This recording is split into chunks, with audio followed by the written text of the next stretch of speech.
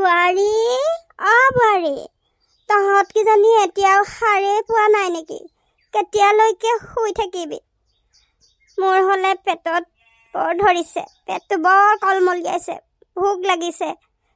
কিবা এটা খাবলৈ পোৱা হ'লে। তিনিজনীকৈ বোৱাৰী, এজনী যদি সোনকালে উঠিলে হয়, ঘৰখনত কোনোবা এজনীয়ে যদি মোক কিবা এটা খাবলৈ দিলেহেঁতেন। কি হ'ব মোৰ এনেকৈ? টোপনিৰ পৰা বৰ সোনকালে সাৰ পাওঁ, টোপনিয়ে নধৰে দেখোন। কেনেকৈ জীয়াই থাকিম মই এনেকৈ? দিনকালবোৰ নাযায় নোপোৱাই যেনে লাগিছে। হে ভগৱান, কি কৰিম? উপায় নাই, ৰক্ষা কৰা প্ৰভু। আকৌ এবাৰ মাত দিওঁচোন। বোৱাৰী, বোৱাৰী। হেৰা, শুনিছা নাই? মায়ে যে চিঞৰি আছে।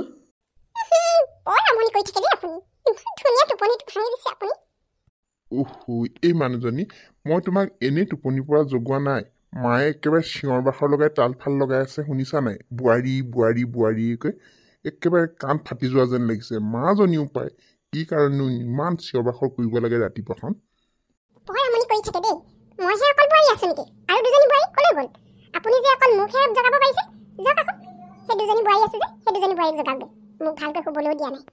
উঠা উঠা, শুই থাকিব নালাগে। মায়ে কি কাৰণে মাতিছে চোৱাগৈচোন, যোৱা। হে ভগৱান, এই বুঢ়ীজনীৰ পৰা খোৱাও শান্তি নাই। ৰাতিপুৱাৰ লগে লগে অকল চিঞৰ বাখৰ, একেবাৰে মানে খাওঁ খাওঁ খাওঁ খাওঁ কে থাকিব। আৰে, ডাঙৰক এনেকৈ কথা কয় নেকি? মায়ে বা কেলৈ চিঞৰিছে? উঠা, ব'লাচোন যোৱা চোৱাগৈ। গৈছো বৰ একেবাৰে মাকলে বেয়া লাগিলে। বোৱাৰী, তুমি আহিলা? মই কেতিয়াবাৰ পৰাই মাতি আছো। কি হ'ল মা? এইখন ঘৰত আৰু বোৱাৰী আছে দেখোন। তেওঁলোকে যে কেতিয়াও মাত দিয়া নেদেখো। তেনেকুৱা কথা নক'ব বাইদেউ। আপোনালোক দুগৰাকী বোৱাৰীয়ে তিনিমাহহে চোৱা চিতা কৰিছে।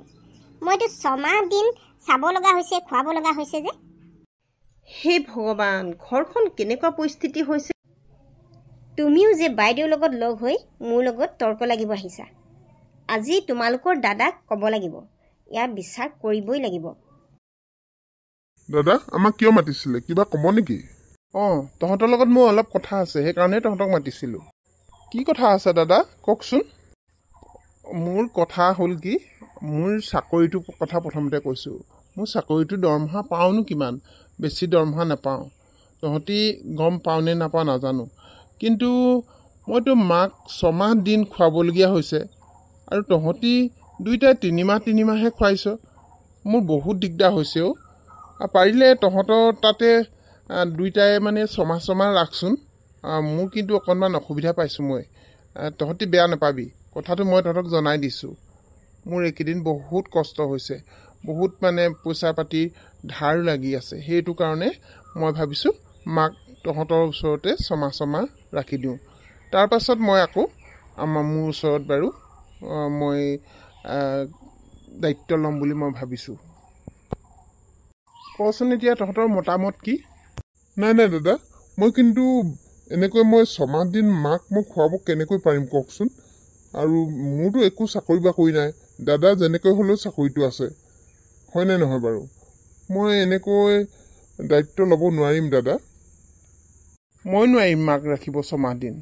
মোৰতো চাকৰি বাকৰি নাই। আমাৰ চাকৰি নাই, কেনেকৈ আমি মাক ৰাখিম কওকচোন? দাদা দেখোন চাকৰিটোৱে আছে, আমাৰ একোৱেই নাই। ইচ্ছা কৰিলে আপোনালোকে গোটেই বছৰটোৱে মাক ৰাখিব পাৰে দেখোন।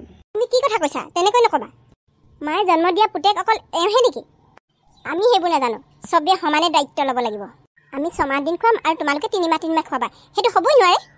মাক লৈ বৰ বিপাঙত পৰিছোঁ দেখোন। কি কৰা হ'ব? কিবা এটা কথা চিন্তা কৰাটো ভাল হ'ব। এনেকৈ যদি আমি তৰ্ক বিতৰ্ক কৰি থাকোঁ, এনেকৈ হ'লে নহ'ব। আৰু কোনে কেনেকৈ মাক দায়িত্ব ল'ব, সেইখিনি কথা ভালকৈ আলোচনা কৰাটো ভাল হ'ব। কি কৰিলে ভাল হ'ব বাৰু? তই কি কথা ভাবিছ কচোন? মাক ভায়েকৰ ঘৰলৈ পঠিয়াই দিওঁ নেকি? বৰ আমাৰ কাৰণে দেখোন বৰ বোজা হৈ পৰিছে মাজনী। ভাল হ'ব, ভায়েকৰ ঘৰলৈকে পঠিয়াই দিয়ক। ভায়েকহঁতৰতো দায়িত্ব আছে, নিজৰ বায়েক হয়। বায়েকক যদি ভায়েকহঁতে এতিয়া এইটো বয়সত যদি অকণমান নাচায়, নোখোৱায়, অকল কি আমিয়ে চাই থাকিম, আমিয়ে খুৱাই থাকিম নেকি? তোমালোকে ঠিকেই ভাবিছা, সেইটো কৰাই ভাল হ'ব। কথাটো ইমান বেয়া নহয়, ঠিকেই দেখিছোঁ। দাদা আপুনিও ভাবকচোন কথাটো কি কৰিলে ভাল হ'ব। কি কৰিলে ভাল হ'ব তাকে ভাবিছোঁ।